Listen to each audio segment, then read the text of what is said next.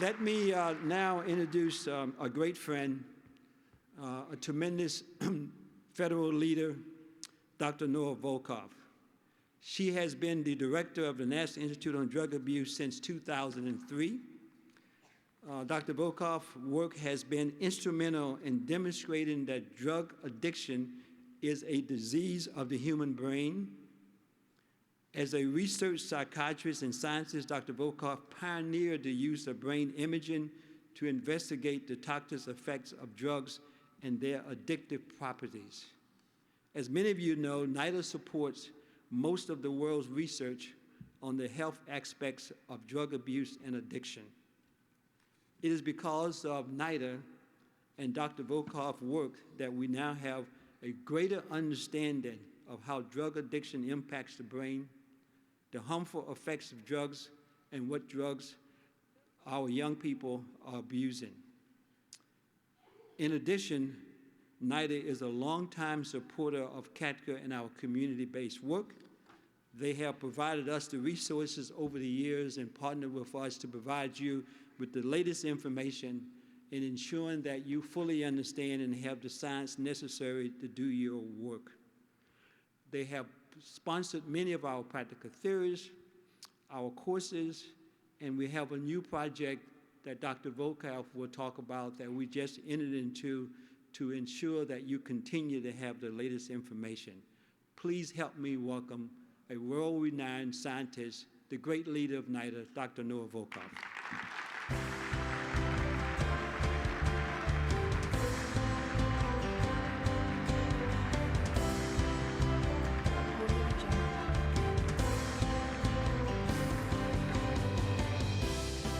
Good morning. It's a pleasure to be here, and I want to thank Dr. General Dean for having me the opportunity to come and speak with you. I think that these are extremely important times because we're faced with, I think, one of the greatest challenges we've observed in terms of the pattern of drug use in our country. There have been, of course, situations where drugs that were illegal were made legal for alcohol, but that was after a period where they had been legal, they made illegal, and then they go back to being legal. This is the first time in a long, long time where we have a drug that has been consistently being illegal is now made legal in several states, whether it's recreational or medical marijuana, which poses the urgency to try to understand what are going to be the consequences of that change in policy as it relates to exposures to marijuana and negative effects. So my talk today is going to be specifically concentrated on that issue because it's one of tremendous urgency and one where you all can have the greatest impact in order to minimize potentially very negative effects. We know that marijuana is the most frequently used illicit drug in our country, and it is estimated that approximately 111 million people in the United States have been exposed to marijuana. On top of that, the recruitment of new users is actually quite high, and as you see, 2.4 million Americans are new users of marijuana on a given year. Now, as we broaden the access of marijuana, these numbers are likely to increase. And we know that to be the case because if you look at the prevalence rates of drugs across the United States or the world, those drugs that are more frequently used are the ones that are legal. And that is not because they are the most pleasurable or the best drugs. They are the most frequently used because of their legal status, and that has a profound effect on the willingness of some individuals to engage in behaviors that otherwise they wouldn't do because of the illegal nature of the drug. Who's being exposed to marijuana and what is the landscape in the United States? Well, marijuana, like all of the other drugs, is more frequently utilized when individuals are young, and most of the experimentation occurs during the teenage years, and the higher rates of use we observe in individuals that are in their 20s. And so it's the same situation for marijuana. Another aspect that is very relevant is that as we start to look at the nature of the course of addiction, we've come to realize that the younger you start taking drugs, including marijuana, the greater the likelihood that you are going to become addicted. And indeed, the risk of addiction is greatest during your late teens or early 20s. And I highlight this because it emphasizes one of the most important precepts of prevention. Prevention has to be very, very urgently targeted towards young people. Not that it's the only one, but it's an indispensable component. Now, how bad is the problem that we have in marijuana in our country? And I would say that the problem is, in terms of prevalence, is quite serious. And this data, which comes from Monitoring the Future, contrasts two measures in 12th graders between their past month of tobacco versus their past month of marijuana. And what you see is exactly what we are facing, a significant increase in marijuana use among young population that is epitomized in the contrast, our very good job vis-a-vis decreasing smoking among young people, so that for the past 3 years, the rate of past month marijuana smoking is higher than that of tobacco. And that is not, I mean, we have never seen that statistic before, where we have more kids in 12th grade abusing on a monthly basis marijuana than tobacco. Now, this indicator is worrisome in itself, but another even more worrisome indicator comes from a question from also the Monitoring the Future that aims to actually measure the number of kids that use marijuana regularly. And regularly means basically every single day. And this is an important indicator because it is likely that regular use is the one that's most harmful. And in the United States, in 2013, 6.5% of 12th graders said they use marijuana regularly. 6.5, and that's in school, which means that it's actually an underestimation. Because if you're a regular marijuana user, consistently, studies have shown you are much more likely to drop out of school. And this again highlights an indicator in my brain that we have a serious problem of abuse of marijuana among adolescents that we need to actually counteract. Well, what does marijuana do? Marijuana, as you know, some pretend that there's a controversy of whether marijuana is addictive or not. There's no controversy. Marijuana produces addiction.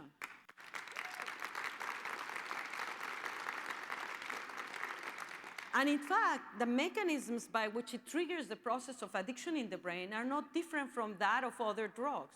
All of the drugs that produce addiction have a common effect. They increase dopamine in the nucleus accumbens. And the nucleus accumbens is the main reward center in the brain. And its activation by dopamine triggers a series of adaptations that in some individuals will result in drug addiction. Now, how drugs increase dopamine in the brain vary depending on the type of drug. So cocaine increases dopamine by a different mechanism than marijuana or alcohol. In the case of marijuana, marijuana increases dopamine by activating what we call cannabinoid receptors, because cannabinoids, marijuana is a cannabinoid. So marijuana stimulates those cannabinoid receptors, and in the reward system leads to increases in dopamine that are perceived as very pleasurable. Now, it so happens that these cannabinoid receptors are not in our brain. Actually, by the way, they're one of the most frequent receptors that we have with the highest concentrations in the brain, the cannabinoid receptors. And they are not there for us to take marijuana. They are there because they play an extraordinarily important role in regulating function in multiple areas of the brain, including regulating brain development. And the next slide shows the areas where you have very, very high concentration of these cannabinoid receptors, which actually are involved in multiple processes, such as cognition, such as alertness, such as reward, such as memory, such as motor coordination. So therefore, it is not surprising that when someone is intoxicated with marijuana, whether people want to deny it or not, the evidence is out there. You're actually much less able to learn or memorize. You're much less able to have proper motor coordination. You're much less able to pay attention. And this in turn, of course, if you're a young person trying to learn, is going to interfere with your capacity to memorize and to attain the subsequent educational level. Not to say that this explains why, when someone is intoxicated with marijuana, they are at much greater risk of having a car accident, and if they have a car accident, much greater risk that it is fatal than when they are not intoxicated with marijuana. Now, how addictive is marijuana? And that's an argument that people basically state. We know that not everybody that gets exposed to drugs will become addicted. And some drugs are more addictive than others because of the chemical characteristics of the drug. For example, methamphetamine is the most potent of them in increasing dopamine. Other drugs may generate a higher likelihood of addiction because they basically are widely available, so it's easier to repeat the consumption, which is, of course, a variable that's necessary in order to become addicted. Marijuana, it's estimated that approximately 9% of individuals that get exposed to marijuana will become addicted. And that, in turn, will actually, if you are, by the way, if you are younger than 17 years of age, that risk goes from 9% to 16%. Now, another important question that has come around, and the slides actually have been moved before what I want, is the concept that we've all discussed, marijuana as a gateway drug. And that is, indeed, if you look at the epidemiological data, has shown that people that become addicted to a wide variety of drugs, in many instances, start by taking marijuana. And this led to the concept of the gateway drug. Now, is this, do we have evidence or not? Well, what we do know is that the younger you start taking marijuana, even after you control for your genetics, as is shown by this study, which was done in twins, those twins that started smoking marijuana before age 17 had a much greater risk not just to becoming addicted to marijuana, because the other twin eventually did start taking to marijuana. They were recruited to be discordant, not in marijuana addiction, but at the age of initiation. And those that started before age 17 have a much greater risk of becoming addicted to a wide variety of drugs, indicating from epidemiological data and animal studies that indeed early exposure to marijuana may be associated with a greater risk to become addicted to other drugs.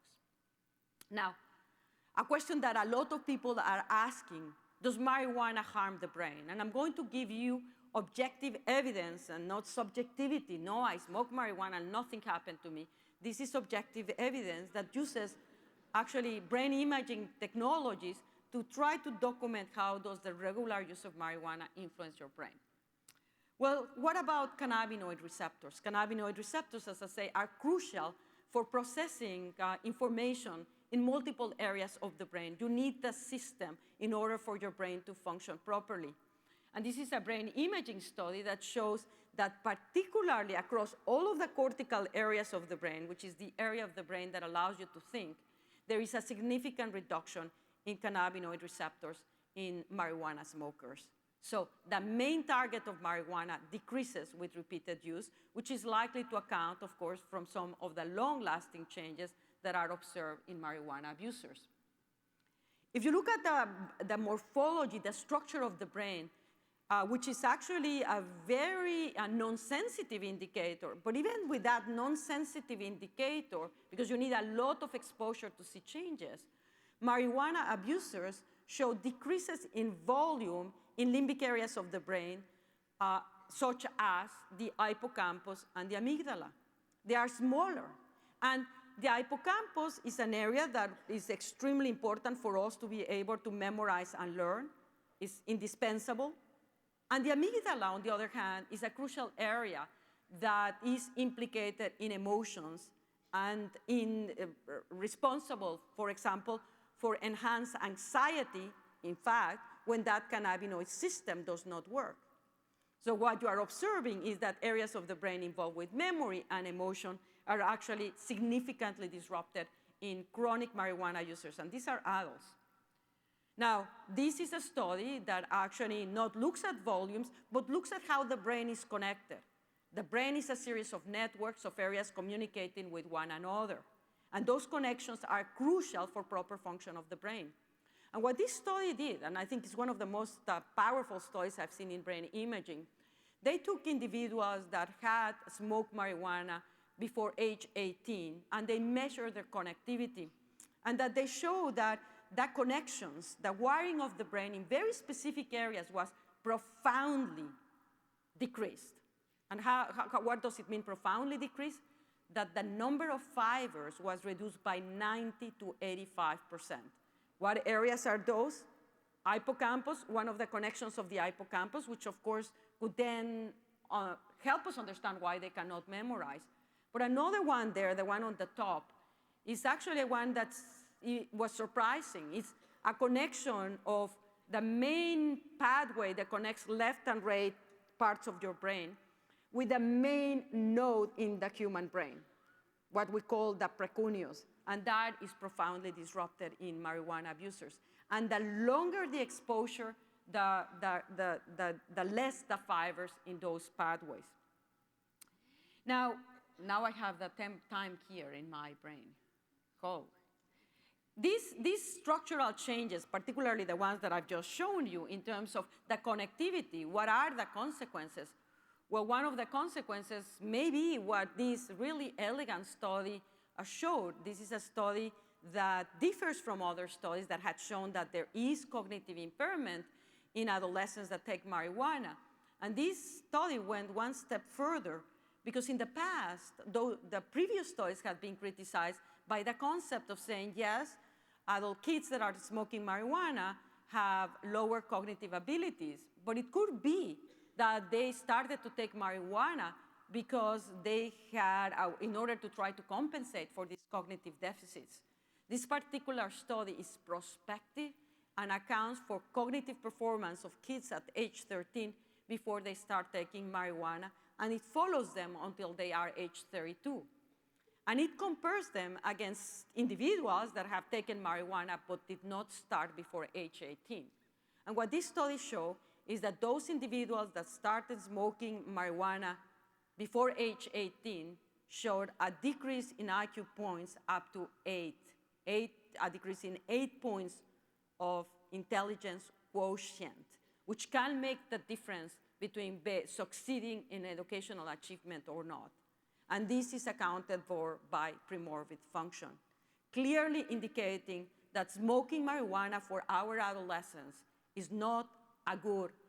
If we want to have a nation of stoned teenagers that are actually unable to outperform our competitors, then if we don't want to have that, then we really need to be very aggressive in the prevention campaigns.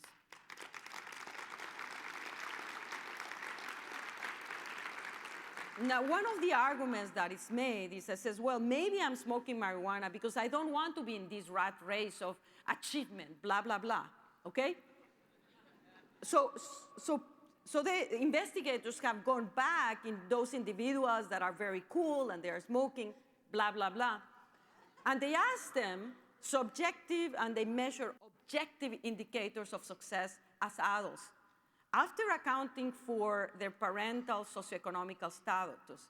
And what they found, and this has again been consistently shown, is that those individuals who had been smoking continuously marijuana were much less satisfied with their lives by their subjective descriptors, but also by objective descriptors in terms of had they been able to achieve the educational status, how much they were making, professional. They were actually performing much worse than those individuals that have never smoked marijuana or have just experimented on occasional instances, clearly indicating that yes, whether we like it or not, chronic exposure to marijuana is not good to your brain, and chronic exposure of marijuana is not good to your life, whether we like it or not. Now, all of these studies that I've been showing you, showing these deficits, actually have an unknown that is likely to indicate that the effects are probably worse than we currently have. And that's because the amount of the active ingredient of marijuana has been increasing significantly since in the past 15 years. And here you have the content of 9-THC, which is the active ingredient of marijuana. And you can see almost a doubling in the past 10 years on the content of 9-THC.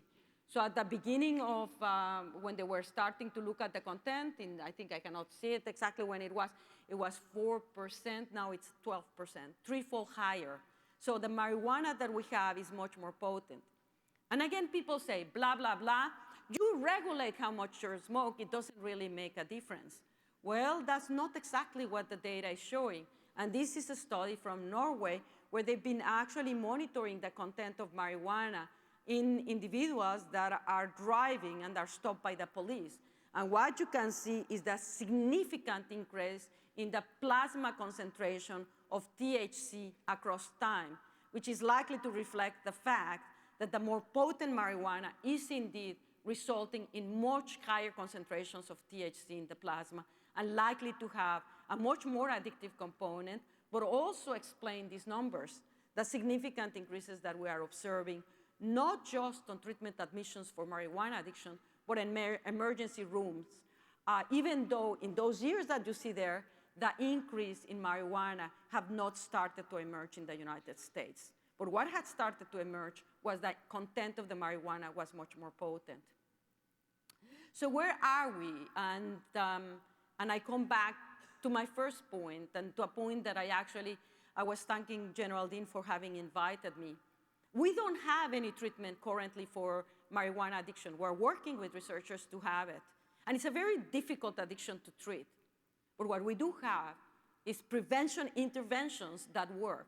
And we also know that the single most powerful thing that we can do to actually minimize the adverse effects of drugs in our country, the single most, by far, is prevention.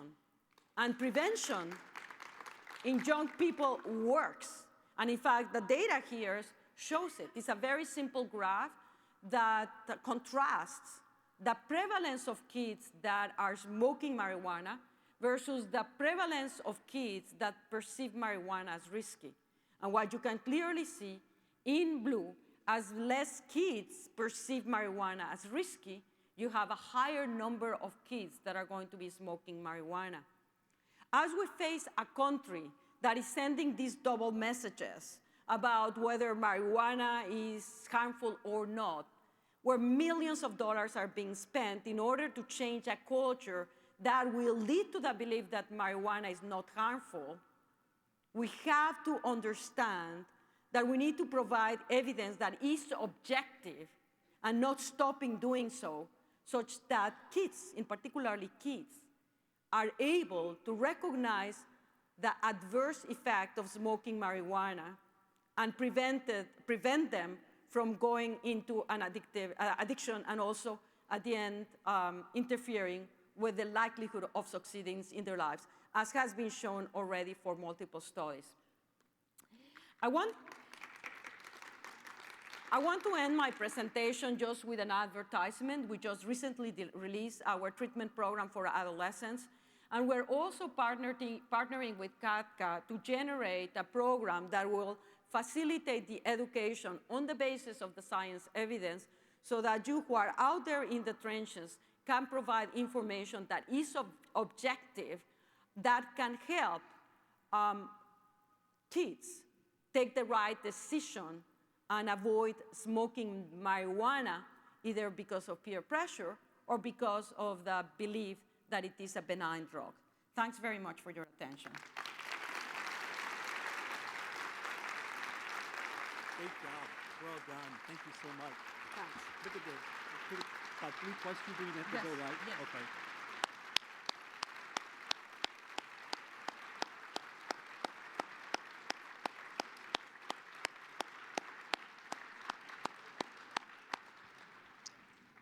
What a great presentation. So timely. Thank you very much, Dr. Volkow.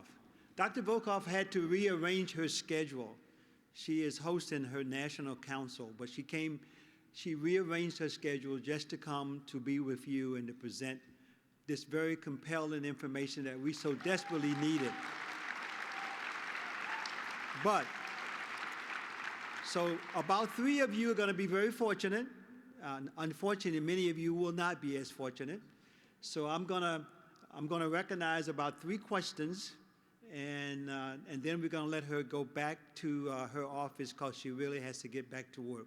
So we have some mics, and if you have a burning question that you think is of importance to the rest of the audience, we're gonna give about 3 people a chance to do that. Mel, first question back there. Deborah Williams, Anchorage Youth Development Coalition. As you may know, we are facing a marijuana legalization initiative in our August ballot. Quick question, will you please come to Alaska and present that presentation? Sorry about that. When is this? No, I mean, I think it is important because people are voting without the knowledge, and we have to counter investments.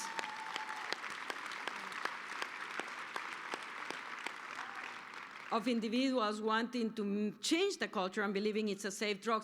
So if you can contact my office and you tell me what is the timeline, I definitively can look at it, and if I can do it, I'll do it. If I cannot do it, I won't. Okay, Carlton, over here, please. Hi, good morning. My name is Deb Whitkus. I'm from Vermont with Greater Falls Connections. And I just wanted to know, we've been working a lot, having wonderful conversations with youth about the dangers of marijuana using the science. Thank you so much for your work. I'm just wondering, in terms of the amygdala and the hippocampus, when you talk about IQ, I wonder about in terms of the emotional and social development. Do you have any research going on in terms of that, like what effect it might have on mirror neurons and stuff like that? Because I think the kids would really respond to knowing that, you know, if it's complicating their ability to maintain and sustain friendships. Yeah, that's a very good question. And when you, I mean, I'm a physician, and when you, I mean, one of the things that they taught us was that repeated marijuana leads to what is called an amotivational syndrome, which results in the lack of interest for everyday activity, including spending time with friends. And this is much harder to actually measure than if you can subtract or add 5 or 6 numbers. How do you measure emotions? And the studies that have done it have shown, for example, that indeed those that have been exposed to marijuana are much less likely to be involved in their job activities. To my knowledge, no one has done that study in an objective way among students. There are anecdotes that professors have reported, but objectively, these have not been measured. I would predict, based on the clinical presentation of this amotivational syndrome, that what you will see is that the sensitivity of kids that are exposed to marijuana to rewards, their excitement about things that normally motivate us, would be decreased. But again, this is something for which, unfortunately, we do not have sufficient evidence.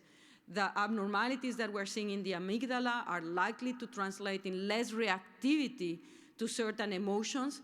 And also what we do know is that those individuals that get exposed to marijuana, when they are not intoxicated with the drug, then they become much more vulnerable to anxiety and stress reactivity. So they're much more stress prone. And they then get into this feedback of smoking marijuana to try to compensate that high levels of anxiety. Okay. Over here on the left. Hi, Nora. John Hamilton from Connecticut Clinical Trials Network. General question, why isn't there more prevention studies in the Clinical Trials Network that could be used as a vehicle to actually study some prevention? And a specific question is, I didn't see any slides up there in any correlation between co-occurring mental health disorders and marijuana use. Is that being looked at? Because that needs to be like a red flag, as I see it, for what puts kids at risk for self-medication. Yeah, no, and absolutely, and that's an extraordinary important point. Now that we're seeing the access to marijuana and the culture changing, those with mental illness are going to likely be able to, going to be more vulnerable to consume marijuana. We already see very high rates of abuse of marijuana among kids that have a comorbid mental disease. That's likely to increase. And certainly there has been an enormous amount of interest both in the United States and in Europe about the association between marijuana and psychosis. including schizophrenia, as well as the use of marijuana increasing the vulnerability for depression or anxiety disorders. The extent to which there is a causal relationship, both for depression and anxiety, is unclear. With respect to schizophrenia, what is appearing to emerge is that those individuals that have a genetic vulnerability and smoke marijuana, in them, marijuana may trigger the schizophrenia that otherwise may have not emerged. So yes, we're funding researchers in that whole area of research. If I didn't present this, I had 20 minutes.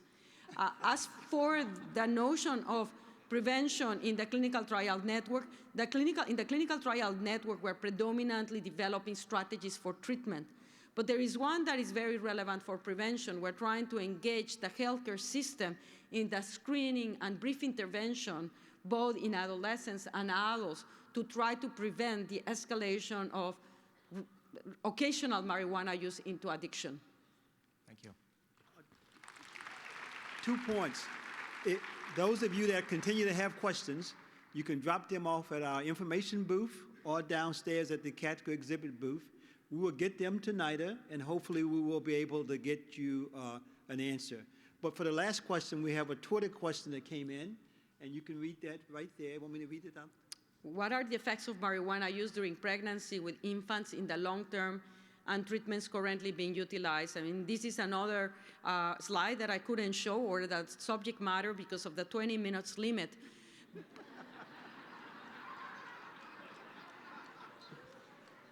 But there is, we found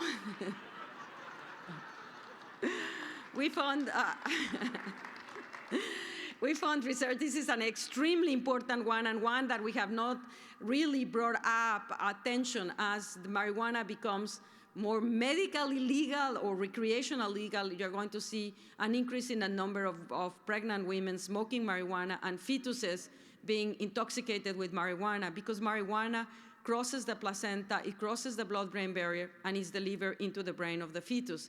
And from animal studies, for example, it has been shown, indeed, that it interferes with gene expression in the brain in such a way that it's going to jeopardizing the way that neurons form contacts with one another.